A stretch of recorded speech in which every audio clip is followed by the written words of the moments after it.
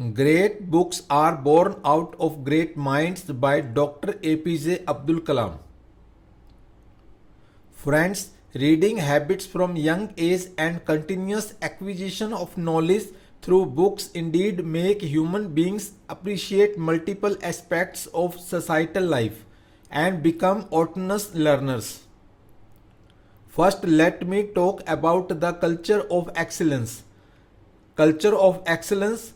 Friends, excellence is not by accident. It is a process where individuals or an organization or a nation continuously strive to better themselves. They set the performance standards themselves, they work on their dreams with focus, and are prepared to take calculated risks. And do not get deterred by failures as they move towards their dreams. Then they step up their dreams as they tend to reach the original targets. They strive to work to their potential, and in the process they increase their performance, thereby multiplying further their potential. This is an unending life cycle phenomenon. They are not in competition with anyone else but themselves. That is the culture of excellence. The author inside. Friends, I have so far met 16 million young men. Interacting with the young is like living in a world of stories. For children, everything is a story. They want to become astronauts, pilots, soldiers, doctors, sailors, and so on. They live in landscapes of make-believe. They spin fantasies. After growing up, they absorb novels, films, and plays. Even sporting events and criminal trials unfold as narratives. It suddenly strikes to me now, after living for 82 years, that I am also living a story. Am I not? Every day conveying events and thoughts in words. Are we not making and beautifying the reality around us? Can we say that humans are wired for stories? Is there an author alive in our minds creating narratives about the past and the future? Perhaps stories help us navigate life's complex social problems, just as flight simulators prepare pilots for difficult situations. Storytelling has evolved like other behaviors to ensure our survival. Imagination is an awesome evolutionary adaptation that allows people to teleport mentally into alternative worlds. Imagination gives us, in other words, the near magical ability to experience what we did not actually experience.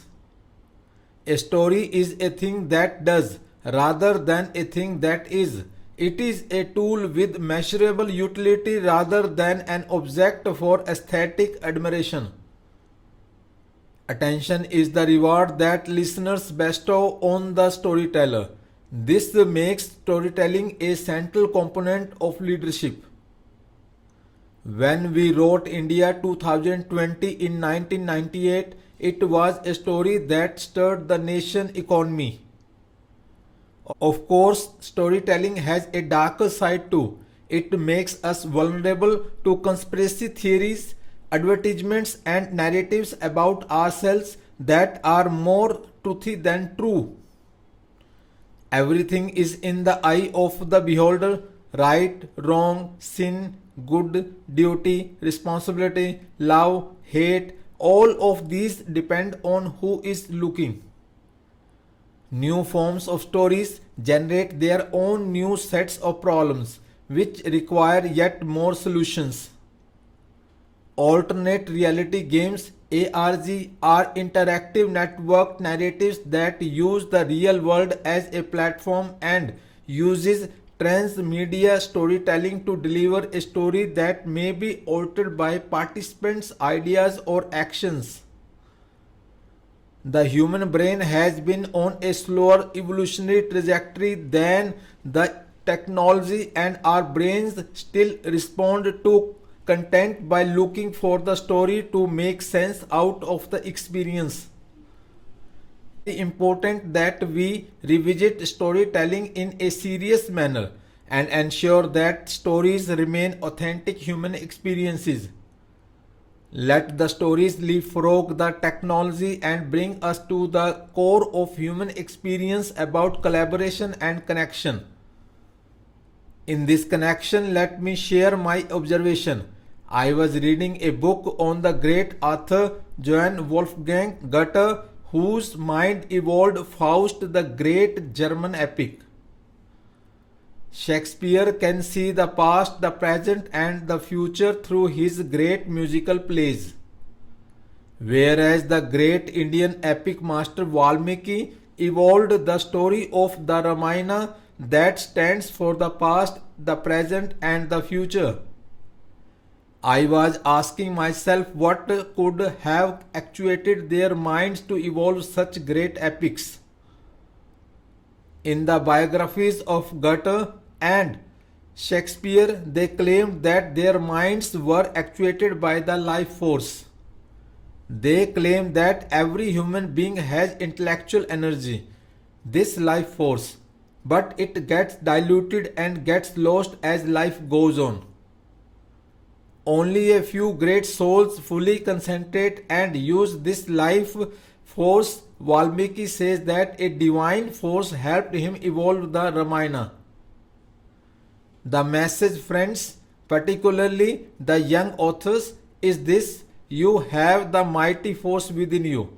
Assemble it, concentrate, and use it for imagination and create great works. Abridged version of an address by Dr. APJ Abdul Kalam. Thank you.